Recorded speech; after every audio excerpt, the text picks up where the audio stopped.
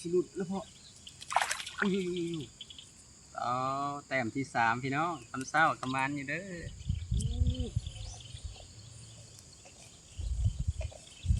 เลี้ยนหลังเลยพี่น้องหลังนี้กินพี่น้องหลังกินนี่หลุดหลังนี้ถือวันนี้2หลังเลี้ยนเลยป๊อดสิมันอุปโภคกระเป๋าอ๋อปลาก่อนพี่น้องโดยสวัสดีและสบายดีเด้อพี่น้องเด้อสบายดีตอนเช้าๆพี่น้องมื้อนี้บักเก่งออกมายามเบ็ดคือเก่าพี่น้องเลยมายามไม้เก่าไม้เดิมแล้วหมดใส่มือก่อนๆป้าออกมาพี่น้องบ้านบักเก่งเนี่ยฝนบนโต๊ะก็เฮ็ดปวกออกพี่น้องเพิ่นหานี่เพิ่นก้านเอาเมื่อคืนนี่ก็พ่นยนต์แปนปันเดินวัดนี่มาตอนเช้าก็เป็นเด็กน้อยหาเก็บอยู่เป็นเดียวนี่ก็ได้อยู่ในน่ายนี่แหละพ่นข้างๆบักเก่งแต่บักเก่งบ่ได้สนใจน้ำดอกเพราะว่าใส่เบ็ดก็คือใส่เบ็ดบ่ได้สนใจในเฮ็ดปวกเนี่ยย่างครับไปเบิ่งเพิ่นเก็บแล้วเก็บมาให้เบิ่งน้ำดอกนึงมันเฮ็ดซ้ำนี่แหละพี่น้องพอดีเป็นจุ่มๆเป็นใช้มีดจิ้มเอาฝนบนตกก็ออกพอดยามเลยพี่น้องมันบ่มีผลหลายออกเองเฮ็ดก็ได้คือสิแม่นออกหลายเห็นเขาเจ้าไปหาเก็บอยู่ทางนั้นขี่รถไปกิน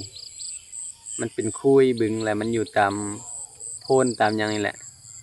และเฮ็ดปวกนะสิบ่แยะบ่หยังพี่น้องเพราะว่ามันเป็นดินเหนียวบ้านบักเก่งนะเอาล่างเนี่ยมันก็ออกล่างง่ายๆเลยบ่ได้ต้มบ่ได้หยังมันก็ออกล่างน้ำละลามันก็เปื่อยเพราะว่ามันเป็นดินเหนียวเฮ็ดก็ได้เป็นดอกจุ่มๆพอดีงามไปลองไปหายามเบ็ดครับบ่เลยครับเล็กน้อยเป็นหลอกเก็บเห็ดแล้วเขาเจ้าเห็ดหยางใครเบิ่งเพราะว่าเก็บเห็ดปวกอยู่ทางในท่านเห็นท่านหุ่งซ้ำมันมืด มาเก็บแต่เช้าใส่ไปโคมบางคนก็ได้บางคนก็กาดกลางคืนหาเห็ดก็ได้เอากันลงมาเบิ่งนิดพอดีได้เขียดน้ำพี่น้องสิมาเสียบไว้กลางเวียนเขียดตั้งแอกเขียดจะนะใบยามเบิ่งสวยๆจังน้อยคลองก็มักใหญ่มาแบบนี้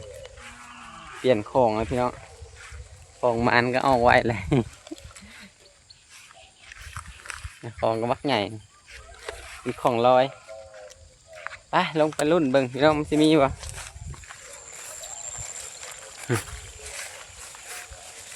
น้ำบ่ได้มีพี่น้องแต่ว่าปลามันดุดในน้ำขี้ตมน้ำยังบนตื้นก็มีน้ำนะบนตื้นแห้งมีมันแห้งมาละเบ็ดฮะพอดีสิมาเสียบเขียดไว้น้ำ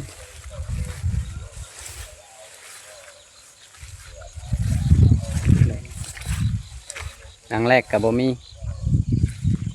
เราเสียบไว้ก่อนเสียบเขียดไว้น้ำให้ยามตอนสายๆจังน้อยอยู่ในห้องนี่เบ็ดบ่มีก็เลยบ่ได้ใส่เบ็ดเบิดก่อนในหลังนี้คือใส่เข่งๆปลามันลงห้องเบิดพี่น้องแถวนี้ปลาพี่น้องมีปลาดุกบ่นี่คือติงเนาะนี่ปลาดุกพี่น้องเอาก่อนปลาดุกแต้มแรกแห้งมัน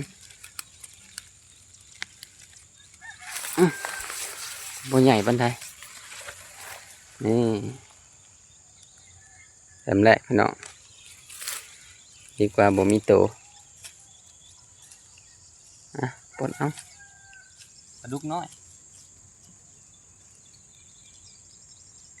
ปลานะมันลงห้องอันนี้เบิ้ลห้องบอลบอปิงใส่นี่นะอยู่น้ำแห้งมาเลยพอดีเพิ่นจกเห็นน้องร่วมเป็นห้องเป็นทางวัวทางควายสมัยตะกี้เป็นจกเป็นน้องร่วมแล้วมันลงนี่เบิ้ลปลาน้ำให้นาบุกไปเลยครับสาวหาก็ได้ปลาตัวเดียวพี่น้องก็หาก็เริ่มยามที่หาลังขึ้นไปเรื่อยๆปลาคอน้อยอันนี้โอ้ยน้ำตื่นพี่น้องตัวนี้ห้อย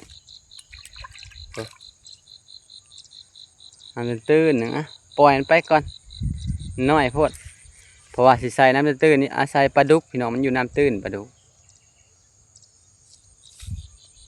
ยามมาหลายหลังเลยพี่น้องมาพ่อหลายหลังนี่แนมไปเห็นหัวปลานี่เบ็ดพี่น้องอู้ปลาดุกเด้อพี่น้องปลาดุกมันอีกแล้วพี่น้องมันอีกแล้วเอาปลาดุกนี่ปลาดุกนาพี่น้องมันเป็นบางบ่อนเด้พี่น้องเด้อบางบ่อนก็สิตัวใหญ่ตัวน้อยบ่อนตัวใหญ่ก็ใหญ่บ่อนตัวน้อยก็ตัวน้อยคือแนวนี้แหละอ่ะเดี๋ยวก็บ่ถึงเนาะเอาก่อนมัน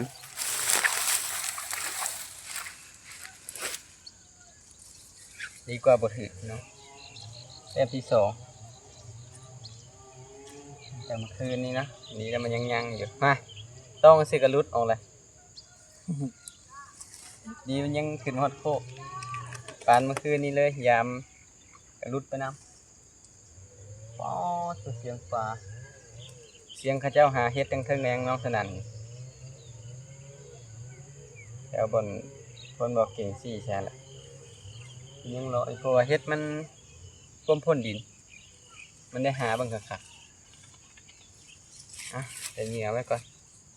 เขียดไว้ครับพยายามตอนสายๆยังน้อยรุ่นมึงสายๆยังน้อยพุ่นแหละตีกัน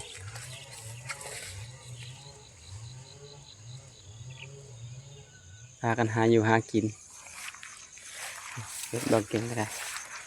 หรือบ่มีคืองานแท้โอ้มันหลุดได้เลยไปย่างเลาะไปเรื่อยๆ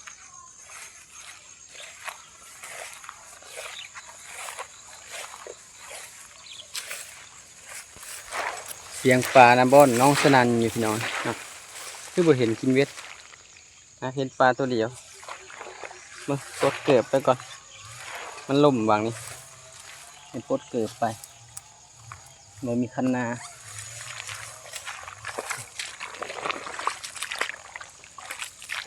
โอ้หลังนี้หลุดปะหลุดไปเลยยามไปเรื่อยๆพี่น้องยังหลายหลังอยู่หากเห็นปลา2 ตัวตอนเช้านี่คือสิลุกเบ็ดกระข้างอยู่ปลายกกเข่าเห็นหลังใดก็ได้เสียบไว้ก่อนเดี๋ยวไว้ยามตอนสายยังน้อยพุ่นแหละเสียบก่อนใส่เขียดเสียบการไว้เมื่อคืนนี่เดี๋ยวเห็ดจะนาเห็ดหิโมะ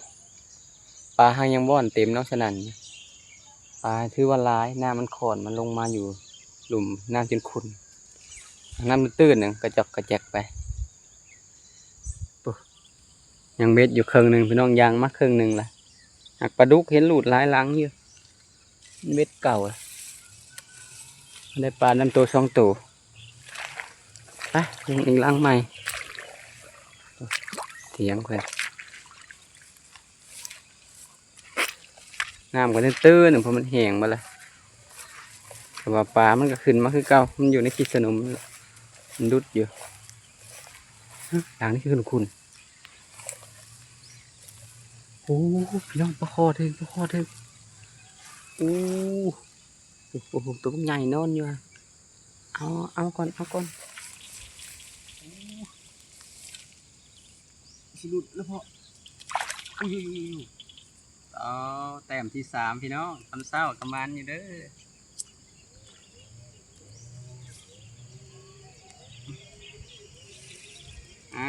3 แต้มแห้งมันยามเบ็ดมาหลายเติบแล้วก็เห็นปลาเสียบไว้น้ำเขียดจะหน้าไว้ปลานี่ยังหลายน้องบ่บุยนี่ลองเสียบเขียดอีมูตัวใหญ่ไว้ลองมือเบ็ดมาเลยน้อยเขียดตัวใหญ่ลองมือ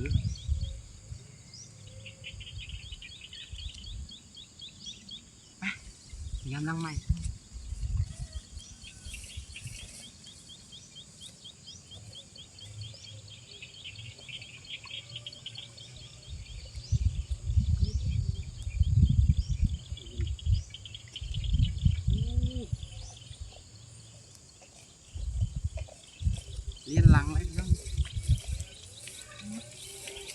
เลี้ยนหลังเลยปลาดุกหลังนี้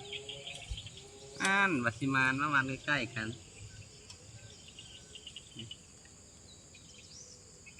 แต้มที่4พี่น้อง4ตัวแล้วครับทราบไปปลาดุกเหมือน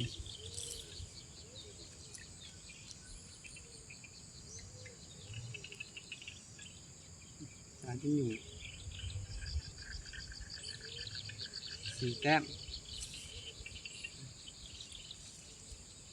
ซะอีกก่อนจุกมันคือเขียดถือตะเคียนใหญ่ๆนะถือตะเคียนโม่ใส่อีกก่อน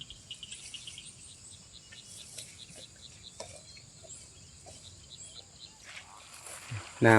ำปลายังบ่อนเต็มให้หน้าอยู่น้ำตื้นเนี่ย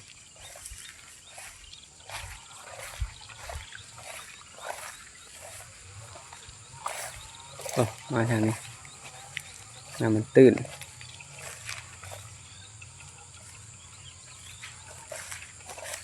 เราเอาย้ำมันก่อน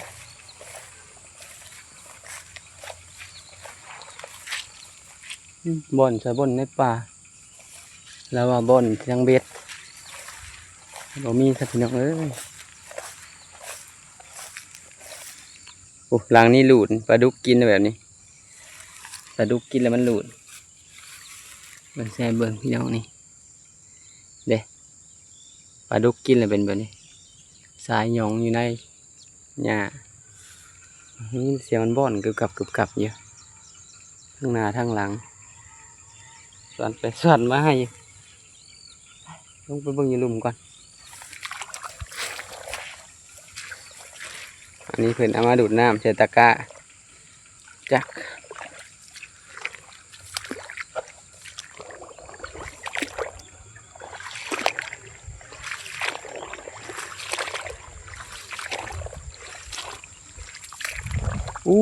หลังนี้กินพี่น้องหลังกินนี่ดูดหลังนี้ถือวันนี้2 หลังเลียนเลยป๊อดสิมันอุปโภคกับเป้าปลาก่อนพี่น้อง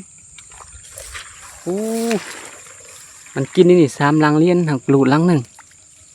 นี่หลุดแล้วหลุดเบ็ดซะตัวเกือบบ่ได้เบิด2พี่น้องคาดจะงมได้เบิดมือเนี่ยโหย่อขึ้นมากระหลุดโลดตัวใดก็ได้หลุดเบิด2 หลังหลังนี้กระหลุดมันบอกเก่งว่าปลาดุกกินกับแม่อีลีนมันเป็นปุ่มแต่ละหลังนี่พี่น้องปลาดุกก็ได้เอาขึ้นมาเลยงมเอาเลยป้าถ้าเกือบบ่ได้มันเบ็ดเก่ากินแล้วหมักรุดตื่นเช้ามากระโดนอยู่ในคันนองได้พี่น้องเด้อเนี่ยเป็นคันนองอันนี้ปลาดุกก็ได้ก็ไม่ได้โตซ้ำนี่แหละ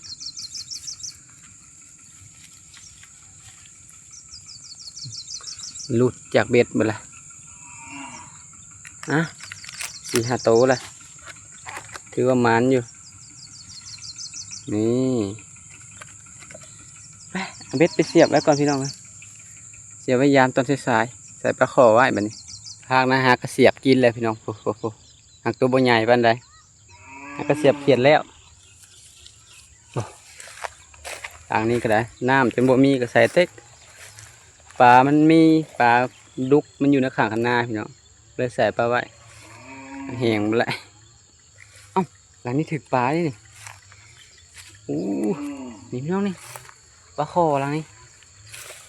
นี่ตัวเป็นใหญ่ปานใดแต่ก็ยังมีโตใหญ่กว่าตัวนั่นน้อยหนึ่งได้อยู่ตัวนี้ตื่มกันปลาก็ได้ตัวน้อยก็ได้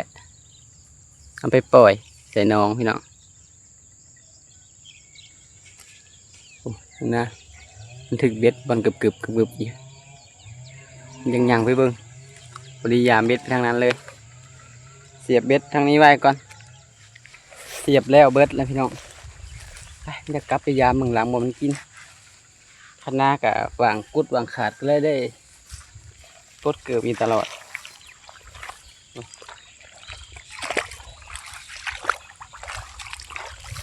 เฮ็ดเบิ่งโตสัมได้เห็นบ่อนนี่พอดีเสียบเบ็ดหากันแล้วยามเบิดหาได้ปลา5 6ตัวลังได้กินนวลๆลังนี้บ่มีอ๋อตะเขียดเป็นต้นข้าวโอ้โหล้างนะครับโอ้มาแล้วพี่น้องมาแล้วอาก็ใส่เอาแต่เศร้าเลยอาก็ใส่แล้วพี่น้องอาก็ใส่แล้วนี่อาก็ใส่แล้วได้แล้วบ่ใหญ่ก็ใช้ได้อยู่รุ่นนี้ก็ได้เสียบเขียดทรายไว้ได้เตียวหนึ่งยามกัดพี่น้องเอาปลาก่อนมันสิหลุดใส่ได้อยู่สำนี้ก็ได้เป็นใหญ่เติบอยู่พี่น้องได้เจียวได้จักโตแล้ว6 โตได้เท่าไหร่จักคือได้บางอยู่เทิง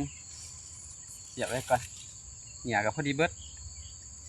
พอดียังเขียดมีหมูตัวหนึ่งเสียบไปเลย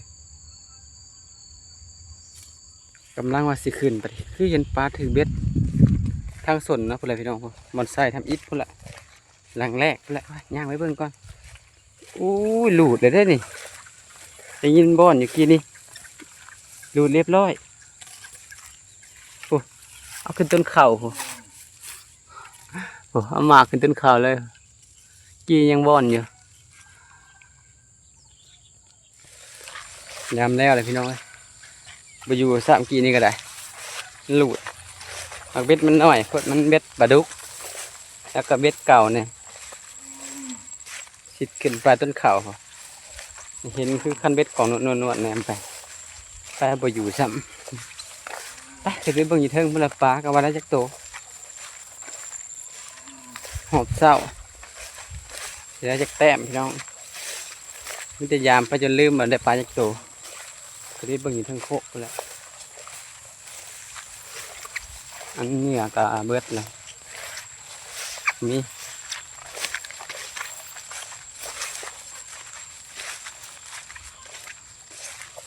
ข่าวเธอนี้เพิ่นพายเอาแล้วเพิ่นแคมเอาดำเอาน้ำมันบ่มีน้ำพี่น้องน้ำแห้งบ่เลยข่าวใครกระเลืองเบิดมันขาดน้ำ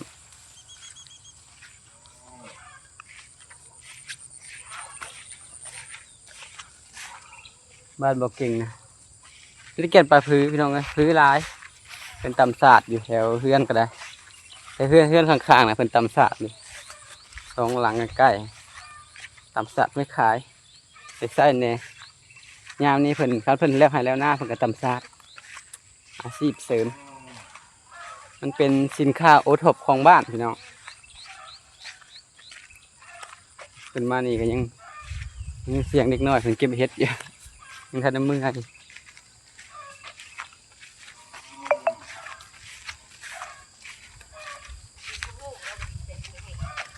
มาเรืออะไรพี่น้องเลยผมยองเบิดอยากได้จักโตแม่ผมจะมาถอกมึงอะไรกินถอกถอกแล้วนั่นเด็กจักโตผมเบิดเลยป้าจะมีคนยิ้มเอาน้ำใส่หน่อยไปเพราะว่าเพิ่นเอาไปใส่หันใส่นี่กองก็ได้ไม่ได้สูใส่ปลาผมมีคนใส่ของผมมีคนใส่หยัดใส่เบิดทั้งปอมเบ็ดทั้งอันขูดมองหุงเก็บออกมือเศร้านี่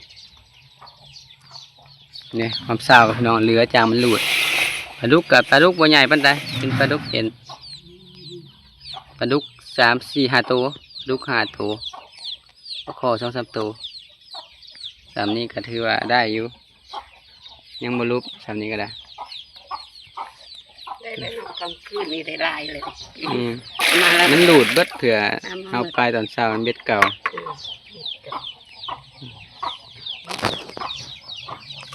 โอ้มันปักมือนะปลาดุกก็ไม่ได้ซ้ำนี่แหละซ้ำนี่แหละเพิ่นขายกันเลยเขาขายเห็นไหมอยู่ในตัวเมืองไงครับต้นนี้ปลาดุกนะบ่ปลาว่าปลาดุกพันเพิ่นขายส่งกันตลาดส่งไปทาดแนวนี้นะซื้อส่งไปทาดพนมพี่น้องกันโตซ้ำนี่แหละปลาดุกหน้าเป็นปลาดุกเอ็ด ปลาดุกตัวอยู่บึงอยู่นั่นน่ะมันอยู่น้ำลึก อืม ปลาครับเศร้าครับเศร้าพี่น้องก็ยังมีแต้มอยู่ ยังบ่เหี่ยวปานใด ได้เด้อ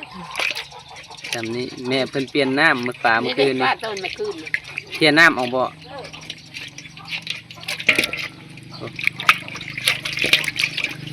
เพิ่นเปลี่ยนน้ำออกอ่ะเอาน้ำออกเบิดแล้วบ่นั่นน่ะ เอามาใส่กันใช่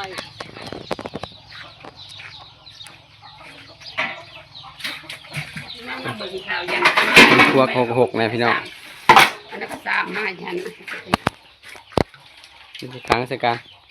ปลาเมื่อคืนนี่อันเนี้ย2เถียงเนี่ยพี่น้อง20กว่าตัว ถือว่ามาในขนาดเลยมีแต่ปลาขอปลาดุกกับตัวงามอยู่มือแรงก็สิไปล่องอีกพี่น้องขนาดได้จัก4-5ตัววางเก่าแล้วใส่เอาปลาดุกเพราะว่ามันจังบ่เสียเวลาเขาย้ายไปย้ายมาใส่วางเก่าเลยแต่ไปเวียกทางอื่นตอนแรงมาก็ไปเสียบเอาซื่อๆแม่จะมาใส่กันใส่รถขังไว้มันมีนุ่นมีนิ้วมีตักออก หิวเนี่ยมอนเนี่ยยัง มานเมียนปลาได้เมียนปลาแล้วบัดนี้ใส่คืนเดียวก็สมคืนเดียวได้พี่น้องทำไรหานั่นนี่แหละ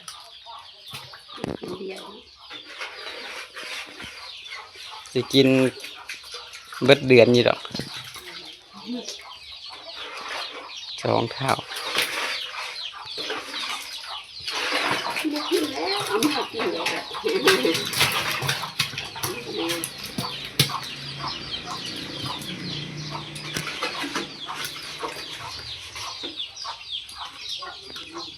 มันตกมันลาย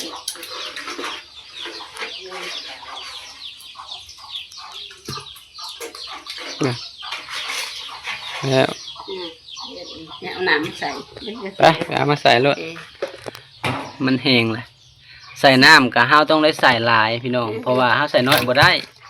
มันบ่คือค้างปลาด้ามโตห้าวค้างปลาหลายห้าวต้องใส่น้ำหลาย เพราะว่าอาศัยให้มันได้ลอยบางทีค้างข้าวเดียวหันแม่นอยู่ค้างใส่น้ำน้อยๆถ้าปลาหลายห้าวต้องได้ใส่น้ำหลายสั่นแหละบ่ยังโอ้เกลียดก็ได้อยู่พุ่นเป็นพ่อเสียเบ็ดมันมาอยู่ที่เบิดแม่เพิ่นไปตักเอาน้ำอยู่แต่สะออนพี่น้องเช้าเมื่อยอยู่ตารางเฮือนพี่น้องเลยกะได้พออยู่พอกินอยู่ตอนเช้าได้ดอกพอกินอยู่ดอกเทื่อนึงมีแต่ว่าคลิปนี้บ่เก่งก็สิขอจบคลิปเด้อพี่น้องเด้อขอขอบใจหลายที่เข้ามาติดตามรับชมพี่น้องไปพ่อคลิปใหม่พี่น้องว่าบ่เก่งสิไปเฮ็ดหยังโดยสำหรับคลิปนี้ขอกล่าวคำว่าสบายดีเด้อพี่น้องเด้อ